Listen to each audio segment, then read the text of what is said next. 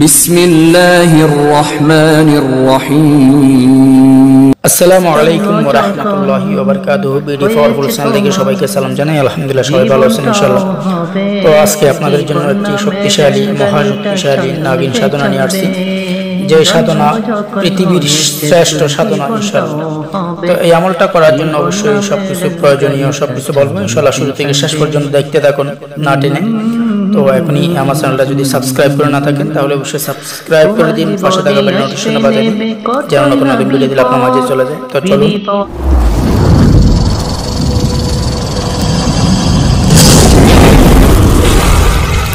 তো ইনশাআল্লাহ এই আমলটা করার জন্য ফার্স্ট আপনাকে জরুরি প্রয়োজন হবে ওস্তাদ। অর্থাৎ আপনার যদি বড় ওস্তাদ থাকে বা আপনার মুরব্বি বড় বুজুর্গ থাকে তাহলে তাদের কাছ থেকে আপনি অবশ্যই অনুমতি এবং ইজাজত নিয়ে নেবেন, এরপর আপনি আমল করবেন। তো 2 নম্বরে আপনাকে এই আমলের জন্য রুহানি শক্তি জাগ্রত করতে হবে এবং রুহানি শক্তির আমল করতে হবে। যদি আপনার কাছে রুহানি শক্তির আমল না থাকে তাহলে অবশ্যই আমার চ্যানেলে মজবুত দেওয়া আছে, আমার ডেসক্রিপশন বক্সের নিচে রুহানি শক্তির আমল দেওয়া আছে। আপনি রুহানি শক্তির আমল করার পর আপনি এই আমলটা করবেন।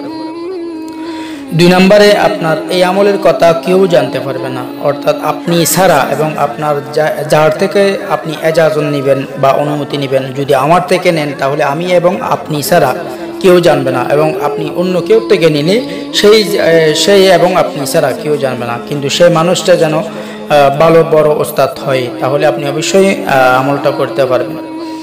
তো 3 নম্বরে এই আমলে অবশ্যই ফরেজ আছে, যে জালালি জামালি ফরেজ, মাংস, দুধ, ডিম, দই এগুলা খেতে পারবেন না। হ্যাঁ, দুধ খেতে পারবেন। দুধ কিভাবে খাবেন সেটা অবশ্যই বলবো। তো কারণ দুধ ছাড়া কোনো আমিষ জাতীয় কোনো কিছু খেতে পারবেন না। তো এই আমলের জন্য আপনাকে যেদিন এই আমলটা শুরু করবেন সেই দিন আপনাকে খেতে হবে শুধু দুধের পুডিং, আর কোনো কিছু খেতে পারবেন না। আপনি শুধু দুধের পুডিং খেয়ে থাকতে হবে আপনাকে, আর অন্য কোনো কিছু খেতে পারবেন না। হ্যাঁ, সাদা ভাত খেতে পারেন, এমনিতে সাদা ভাত খেতে পারেন, ভান্তা ভাত বা সাদা ভাত এরকম কলা দিয়ে ভাত খেতে পারেন। তো কিন্তু দুধের ফুটিং খেয়ে আপনাকে থাকতে হবে, এটা মনে রাখবেন। দুধের ফুটিং যদি আপনি না খান তাহলে আপনি আমলে কামিয়াবি হবেন না। এরপর আপনাকে এই আমলের জন্য আপনাকে একটি গোলাপ ফুল লাগবে আর 1 পেয়ালা দুধ লাগবে। যেই পেয়ালাতে 1 কেজি দুধ আটে বা সেই পেয়ালাটা যেন মাটির হয়। তো সেই পেয়ালাটা যেন মাটির হয়, সেই মাটিতে আপনি 1 পেয়ালা দুধ নেবেন, তাজা গরুর দুধ, তাজা দুধ নেবেন। তো এরপরে সবকিছু নিয়ে আপনি একটি আমলের জন্য একটি নির্জন জায়গা, এবং সেই জায়গাটা যেন জঙ্গল জাতীয় হয় এবং কি বা পাহাড়ি এলাকা হয় বা সেরকম একটি নির্জন জায়গা। যদি আপনার কাছে পাহাড়ি জায়গা না থাকে বা জঙ্গল না থাকে তাহলে আপনি কবরস্থানের পাশাপাশি যেয়ে আপনি আমলটা করতে পারেন। এই আমল কোনো রুমে হবে না, মনে রাখবেন, এই আমল কোনো রুমে হবে না। তো আপনি যখন সব কিছু আপনি মেনে চলবেন এবং এই আমলটা করতে যাবেন, তো এই আমল করার জন্য আপনাকে নতুন চাঁদের মঙ্গলবার রাত, এই আমলটা করার জন্য আপনাকে প্রয়োজন হবে নতুন চাঁদের মঙ্গলবার রাত। অর্থাৎ আমরা যে সাধনার কালে ধরি চাঁদ ওঠার 3 দিন পর যে সোমবার চলে আসে, সেই সোমবার যেদিন শেষ হয় সেদিন রাত ঠিক 12টার পর আপনাকে আমল করতে হবে। যে অনেকে বলে ভাই 12টা বেজে যাওয়ার পর আমল করলে হবে না, 12টা যখন বাজবে তখন আপনাকে আমল শুরু করতে হবে, সেরকম ব্যবস্থা করে আপনাকে যেতে হবে। অবশ্যই আপনি গায়ে সুগন্ধি ব্যবহার করবেন এবং আগরবাতি জ্বালাবেন। তো এই আমলের জন্য যখন আপনি সব কিছু রেডি করে যেই জায়গাতে যাবেন সেই জায়গাতে একটি কালো কম্বল নিয়ে যাবেন, অর্থাৎ আপনার আসনটা যেন কালো হয়। আপনার যে আসন দিবেন, অর্থাৎ আপনি যেখানে বসে আমল করবেন সেইখানে আপনি যে কালো কম্বল, অর্থাৎ কালো কম্বল এবং কি কালো কাপড় হবে না, পাতলা কাপড় হবে না, একটি দাঁড়ো কালো কম্বল নিয়ে যাবেন। আপনার আসনটা যেন কালো হয়। তো আপনি গোল চক্কর দিবেন। আপনি এই আমলের জন্য আপনাকে খুব সুন্দর করে শরীর বন্ধ করতে হবে, এটা খুব ভয়ঙ্কর আমল। আপনার যদি সুন্দর করে শরীর বন্ধ করতে পারেন তাহলে এই আমলটা করতে পারেন। এই আমলে অনেক কিছু আপনি হাসিল করতে পারবেন। এই আমলের উসিলায় আপনি যে নাগিন আপনার সামনে হাজির হবে তাকে দিয়ে আপনি সব ধরনের কাজ করাতে পারবেন। এই নাগিন অনেক কাজ করতে পারে ইনশাল্লাহ।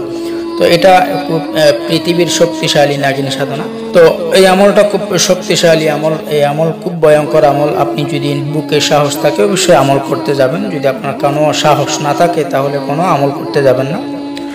তো যখন আপনি সব ঠিকঠাক করে যখন আপনি সব নিয়ম কানুন আপনি যখন মেনে চলবেন এবং মেনে চলার পর আপনি আমলের জন্য যাবেন, আমলের জন্য যেই জায়গাতে বলেছিলাম যে একটা জঙ্গলি জায়গা অথবা পাহাড়ি এলাকা অথবা আপনার কবরস্থানের পাশাপাশি আপনি চলে যাবেন। তো চলে যাওয়ার পর আপনি গোল চক্কর দিয়ে দিবেন 11 বার দুরূদ শরীফ, 7 বার আয়াতুল কুরসি, 7 বার সূরা ফাতিহা, 3 বার করে 4 করে সূরা ফালাক, সূরা নাস, সূরা ইখলাস, সূরা কাফিরুন এগুলো পাঠ করে আপনি গোল চক্কর দিয়ে দিবেন, অর্থাৎ চাকু বা মার্কার কলম বা চকের মধ্যে ফুক দিয়ে গোল চক্কর দিয়ে দিবেন। পরে আপনি নিজের শরীরও বন্ধ করে নেবেন সুন্দর করে। এরপরে আপনি মাঝখানে বসে যাবেন, যে কালো কম্বলটা নিয়েছেন সেই কালো কম্বলটা বিছিয়ে দিবেন। এরপরে মাঝখানে বসবেন, মাঝখানে বসে আপনি পূর্ব দিক হয়ে বসে যাবেন।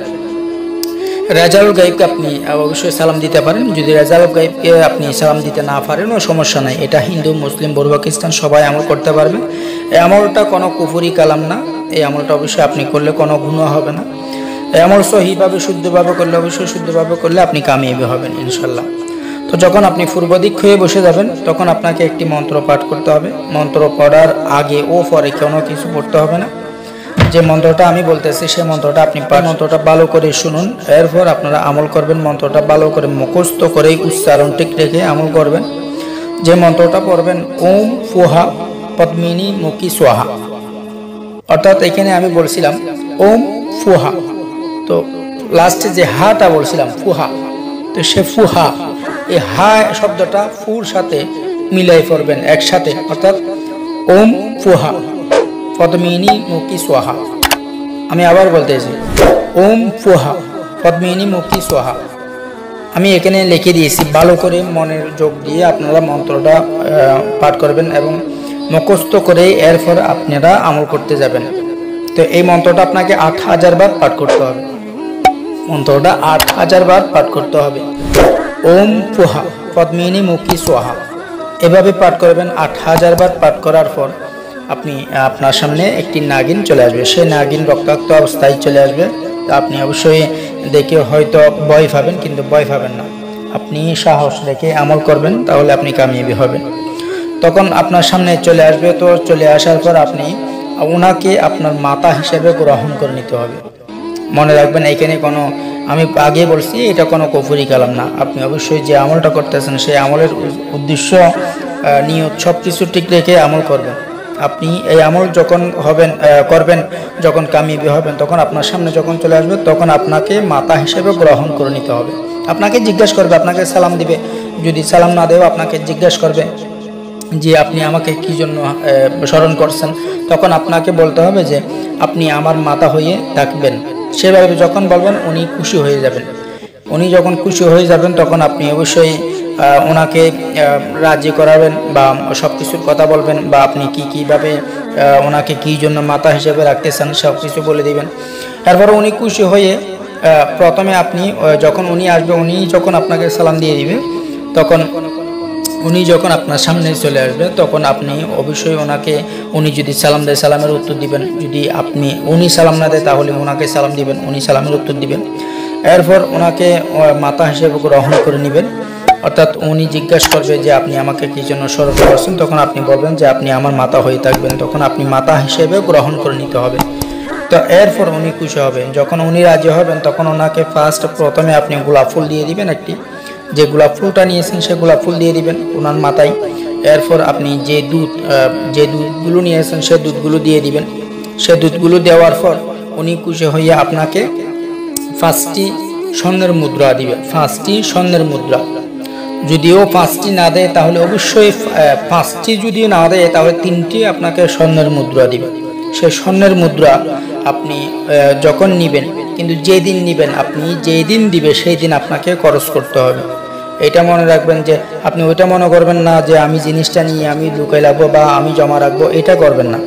আপনি এই জিনিসটা নেওয়ার পর আপনাকে যেদিন নেবেন সেই দিনই আপনাকে খরচ করতে হবে, তাহলে আপনি অবশ্যই কামিয়াবি হবেন। যদি আপনি সেই দিনই খরচ না করেন তাহলে আপনার অনেক ক্ষতি হতে পারে। তো ইনশাল্লাহ এভাবে যদি আমল করে যান তাহলে অবশ্যই কামিয়াবি হবে। তো এরপর আপনি উনি যখন আপনাকে দিয়ে দেওয়ার পর যখন আপনার কথা মতি আর আপনার কথা অনুযায়ী যখন রাজি হবে, যখন আপনার কথা অনুযায়ী রাজি হবেন তখন অবশ্যই আপনাকে সেই জিনিসগুলো দিবে। সেই জিনিসগুলো আপনি অবশ্যই যেভাবে নেবেন সেভাবে ব্যবহার করতে হবে, আপনি কোনো কিছু রাখতে পারবেন না। এরপর ইনশাল্লাহ উনি আপনাকে যখন ওনার থেকে পরবর্তী ডাকার জন্য অবশ্যই নিশানা নিয়ে নেবেন। আপনি যখন এটা বলবেন আপনি আমার মাথা হয়ে থাকবেন, তখন আপনার সমস্ত কাজ আপনাকে করে দিবে এবং কি আপনার সাথে সারা জীবনের জন্য থেকে যাবে ইনশাল্লাহ। তো ইনশাল্লাহ এটা যদি শুদ্ধভাবে করেন তাহলে অবশ্যই কামিয়াবি হবেন, যদি শুদ্ধভাবে না করেন তাহলে কামিয়াবি হবেন না। যে নিয়মে অনুযায়ী বলেছি সেই নিয়মে অবশ্যই আমলটা করে যান ইনশাল্লাহ। আমি আবার বলতেছি আপনাদেরকে ভালো করে বোঝানোর জন্য, এই আমলে আপনাকে সুন্দর করে শরীর বন্ধ করতে হবে, ভালো করে মনে রাখবেন। আর এই আমল করার জন্য আপনাকে ওস্তাদ লাগবে, যে ওস্তাদের অনুমতি লাগবে। ওস্তাদের অনুমতি ছাড়া আপনি আমল করতে পারবেন না। এবং এই আমল করার আগে আপনাকে রুহানি শক্তি জাগ্রত করতে হবে। এই আমল করার জন্য আপনাকে যে কালো কম্বল লাগবে, সেই কালো কম্বল আপনি গোল চক্করের মাঝখানে বিছানোর পর পূর্ব দিক হয়ে বসে আমল করবেন। রাত ঠিক 12টার পর আমল করতে যাবেন। যে মন্ত্রটা বলছি সে মন্ত্রটা 8000 বার পাঠ করতে হবে। এই আমল একদিনে যদি কামিয়াবি না হন লাগাতার 3 দিন পর্যন্ত আমল করবেন, 3 দিন পর্যন্ত আমল চালিয়ে যাবেন। নতুন চাঁদের মঙ্গলবার রাত এই আমল শুরু করবেন। নতুন চাঁদের মঙ্গলবার রাত আপনি এই আমলটা শুরু করবেন। অর্থাৎ যেদিন সোমবার শেষ হবে, চাঁদ উঠে 3 দিন চলে যাওয়ার পর যেদিন সোমবার শেষ হবে সেই দিন সোমবার রাত ঠিক 12টার পর আপনাকে আমল করতে হবে। এটা ভালো করে মনে রাখবেন, মন্ত্রটা ভালো করে মুখস্থ করে আমল করবেন, তাহলে অবশ্যই কামিয়াবি হবেন ইনশাল্লাহ।